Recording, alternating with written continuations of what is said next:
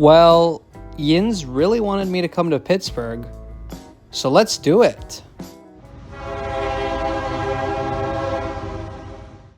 Hello everyone, and welcome to Pittsburgh, the second largest city in Pennsylvania, located in the western part of the state where the Allegheny River and the Monongahela River come together to form the Ohio River. One of the nicknames of Pittsburgh is the City of Bridges because there are over 400 bridges crossing all these rivers. But of course the city's most famous nickname is Steel City because you really can't talk about Pittsburgh's history without mentioning the prominent role that the steel industry played here. Now, at the confluence of the rivers, you can find the Fort Pitt Museum. This tells you all about Fort Pitt, which was a British fort that was built on the site of an old French fort. The British had defeated the French in the war, and the name Fort Pitt, as well as Pittsburgh, it all refers to William Pitt, who was the Prime Minister of England back in the 1760s. It unfortunately does not refer to anybody's underarms like I previously thought. In today's video, we're going to talk about the Pittsburgh Light Rail, but it is worth mentioning that Pittsburgh also has a decently good bus system, including some dedicated bus rides away. One of these is right next to the old Penn Station, which used to be called Union Station for a while, even though it never really was a Union Station. If you were traveling into Pittsburgh anytime in the early 20th century, this gorgeous building is probably the first thing you saw when you got off the train. Unfortunately, the beautiful main hall of Pittsburgh Penn Station is no longer in use as a railway station. The tower part has become an apartment building. You know, beautiful old stations like this make me wish that I could buy them and breathe new life into them. Well, now I can. It's time to introduce the sponsor of today's video, Train Station 2. Train Station 2 is a mobile game that you can download for free on the App Store or Google Play Store. Play it and you'll fall in love with trains again. Take it from me, this game is a lot of fun for train lovers like you and me. Basically, in this game, you build your own railway business by building new lines, buying more trains, and connecting more industries. Once you finish a job, you get rewards, which let you buy new trains, move up to new levels, and unlock even more jobs to do. After 10 levels, I finished Britain and moved on to Germany. So why do I love this game? Well, for one, I love the graphics. It's bright, it's cheerful, but I also really like the relaxed pace of this game. You get to build your railway business at your own speed. In fact, some of the challenges require you to wait for a little bit, so it's the perfect low-key way to become a railway tycoon. Strategy is a big part of it. You gotta figure out how to dispatch your trains the right way, so you're using your time wisely. And not to worry, you have plenty of help along the way. So how do you start playing Train Station 2? It's super easy. All you have to do is click on the link below in the description. And as a bonus for Trains Are Awesome viewers, the link in my description gives you an amazing starting pack. It's got extra gems, an extra dispatcher for 7 days, 500 keys to boost your train fleet. It's valued at almost $15, so it's an amazing deal. Make sure to download Train Station 2 by clicking on the link in the description. Let me know how it goes. And of course, a huge thanks to Train Station 2 for sponsoring today's video. Today we are going to ride Pittsburgh's light rail system. The light rail in Pittsburgh is made up of 3 lines, red, blue, and silver. The system is a total of 26 miles or 42 kilometers long and is absolutely brimming with streetcar and railroad history. All 3 lines originate at Allegheny Station, which is an elevated station, and then they duck underground to travel in a tunnel underneath downtown Pittsburgh. Between all these highways, we find North Side Station, the first underground station. Let's go inside. My first impression of North Side Station is that it looks very modern, and that has a reason. This station only opened in 2012. I gotta say, this is a very nice station.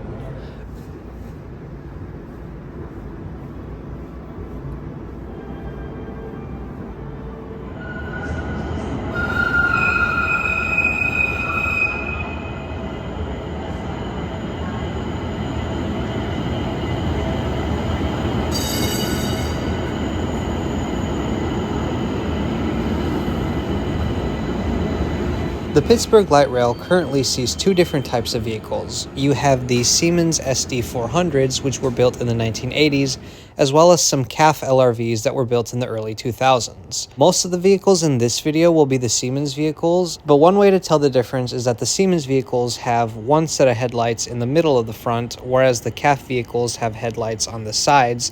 You can also tell by the numbers. The trains numbered in the 4200 series are Siemens vehicles, while the trains numbered in the 4300 series are CAF vehicles.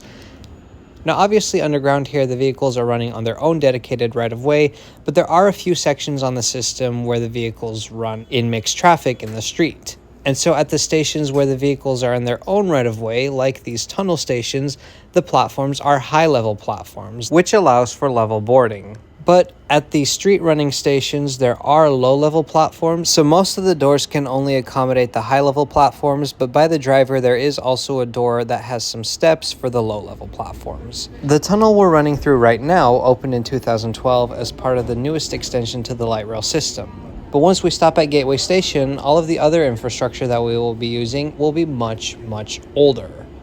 Gateway Station opened in the 1980s, but it looks very modern as well because it was completely redone in time for the 2012 extension to Northside and Allegheny.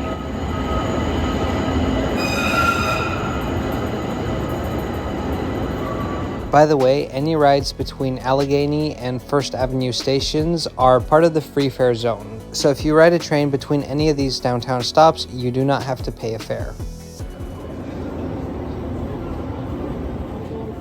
You know, these underground stations are all actually really nice. And it's kind of ironic to me that the part that probably costs the most to construct is part of the free fare zone. Something else I found ironic was this sign, because I don't know if nice or kindness would be words that I would use to describe my interactions with most people in Pittsburgh that day. Anyways, time to keep riding the light rail.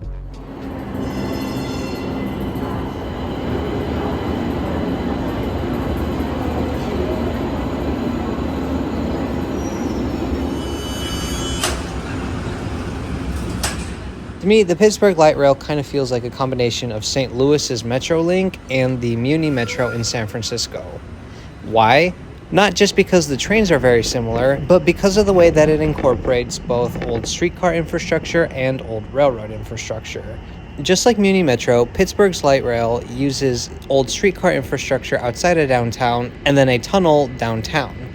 And just like St. Louis, the tunnel that the light rail uses here used to be an old railroad tunnel.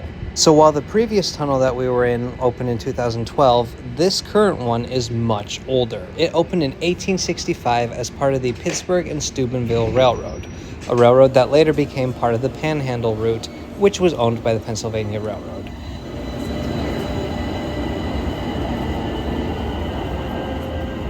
Basically, this tunnel, which was nicknamed the Panhandle Tunnel, as well as the bridge that we're about to run on, which was nicknamed the Panhandle Bridge, were used to get trains from the main line across the Monongahela River and underneath downtown Pittsburgh to connect to Union Station. That's right, just like in St. Louis, the tunnel that the light rail uses currently used to be a railroad tunnel, and in fact, it was even used by Amtrak trains.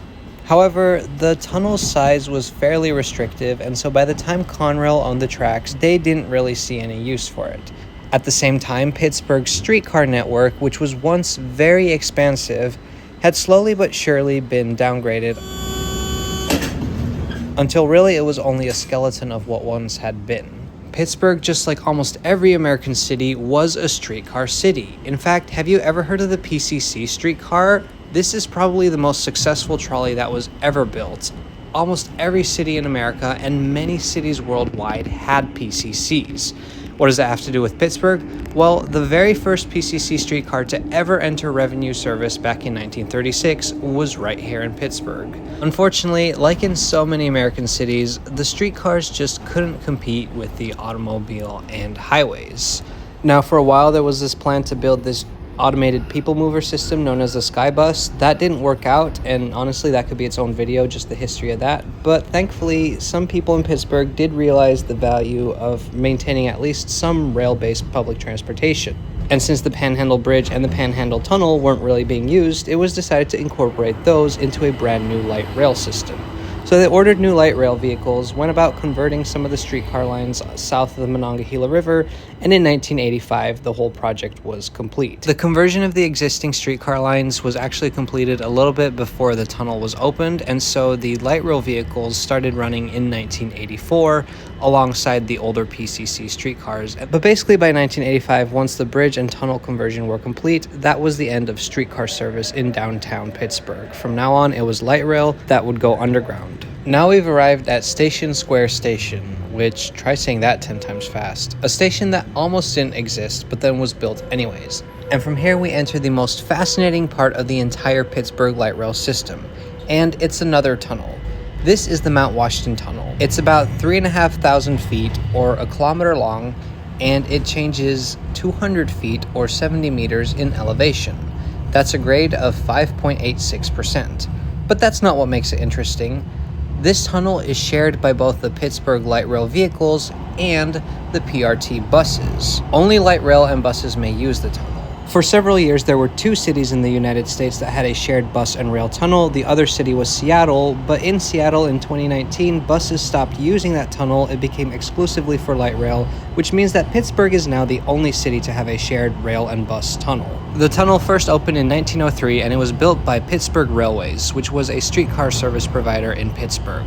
See, Mount Washington, the mountain through which the tunnel goes, had been a formidable obstacle in connecting downtown Pittsburgh with areas to the south. Having the tunnel made for much easier and faster transportation between the 2 areas. Now, the tunnel opened in 1903, but it wasn't paved until 1973, which is when buses began to use the tunnel as well. I can't believe how slow these trains move. Anyway, we've made it to South Hills Junction Station. There's a lot of cool stuff around here that I want to show you, so let's go take a look. First, there are these abandoned tracks. Well, they're not entirely abandoned. I think they can still be used in case the Mount Washington Tunnel is closed. But basically, they bypassed the tunnel and they were used by a service known as the Brown Line. Now, Brown Line trains didn't actually have platforms. They just stopped at bus stops along the way because it was entirely street running. But Brown Line service closed in 2011. There is a chance that it may come back though. That's not the only piece of quote-unquote abandoned infrastructure on the Pittsburgh light rail system. There is also a branch from the main downtown tunnel to Penn Station, and that is only used for special events, although it used to be used by a regular shuttle for many years. And of course, the other interesting thing is the portal to the Mount Washington Tunnel, which is clearly visible from the station, and it's really cool to see both buses as well as trains pop out of the portal.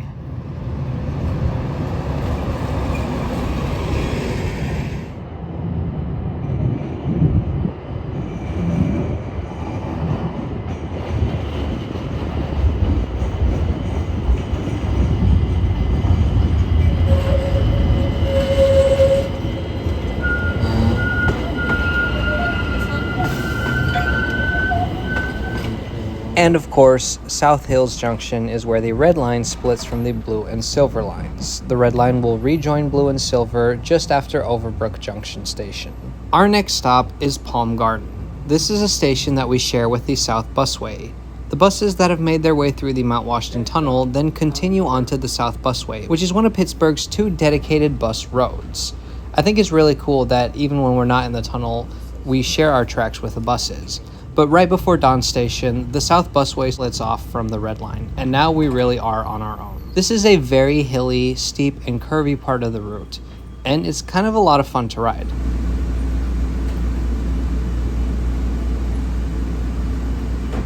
Now, if you haven't been to Pittsburgh in a while, you might be watching this video and thinking to yourself, what is this PRT that I keep seeing everywhere? Wasn't the light rail in Pittsburgh operated by the Port Authority?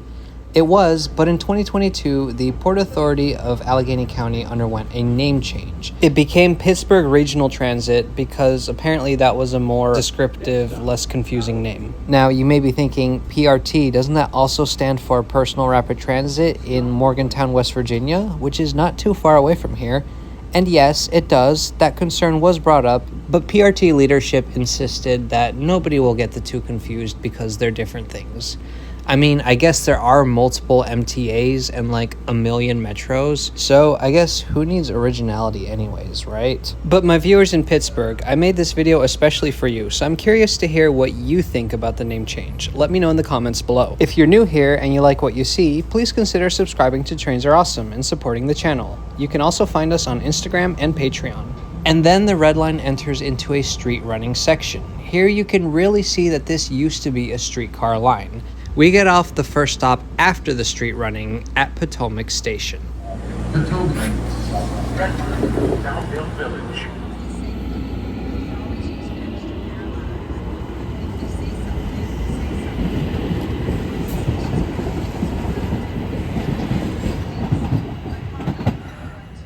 Okay, we're from DC. We have to get off at Potomac Station. I have to say, the street running section, I mean, those grades are impressive. It's super cool how it's just integrated into the neighborhood. And I was actually surprised when it runs underground, it runs pretty slow, but the street running sections, you know, we only stopped if there was a station. Pretty good. We found this really cute coffee shop named Potomac Station Coffee House, and it was light rail and streetcar themed. Also had some staff that was actually friendly, which was a refreshing change. What'd you get? Lavender honey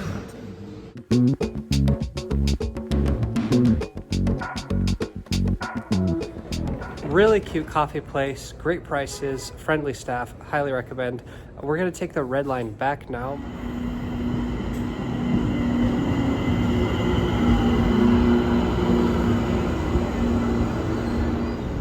So this is the 3-hour pass. How much did it cost you a month? $275, not bad. Cheaper than the New York subway these days.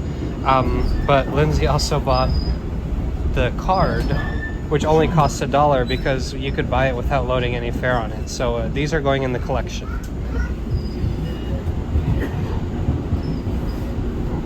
Now we're taking the red line back north to Station Square Station, and let me just summarize my thoughts. It really feels like I'm riding St. Louis's Metrolink, or to a lesser extent, the Muni Metro. I appreciate that not all of Pittsburgh's streetcar lines were ripped out, but that they were able to be incorporated into this pretty decent light rail system. I like that different parts of the line have different character.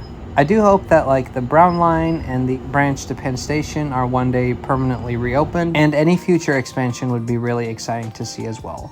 Overall, Pittsburgh has a great light rail system, and I'm looking forward to coming back and exploring more. I've heard that especially the southern segments have their own special charm as well.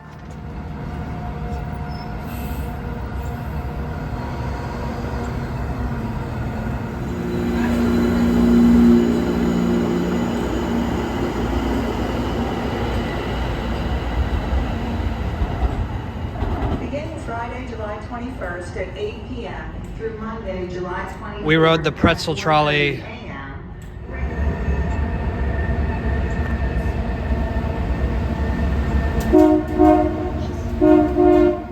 We may be nearing the end of this video, but we're not done here in Pittsburgh yet. In our next video, we'll be talking about another staple of Pittsburgh public transportation, the inclines. So we've made it back to Station Square Station, which is right next to the Monongahela Incline, which is what I wanted to ride, except it's closed because of electrical issues or something. You finally make it to Pittsburgh, and the nation's oldest remaining funicular is out of service. Not to worry, of course there's the Duquesne Incline, and that one was running. The video will be out on Saturday, and it is a star-studded video featuring several special guests. You do not want to miss this one, so if you haven't already, subscribe to Trains Are Awesome. If you enjoyed this video, leave a like, drop a comment, and of course, don't forget to check out Train Station 2. Click the link in the description and get up to $15 worth of free extras. A big thanks to Train Station 2 for sponsoring this video. Thanks for watching. We'll see you next time.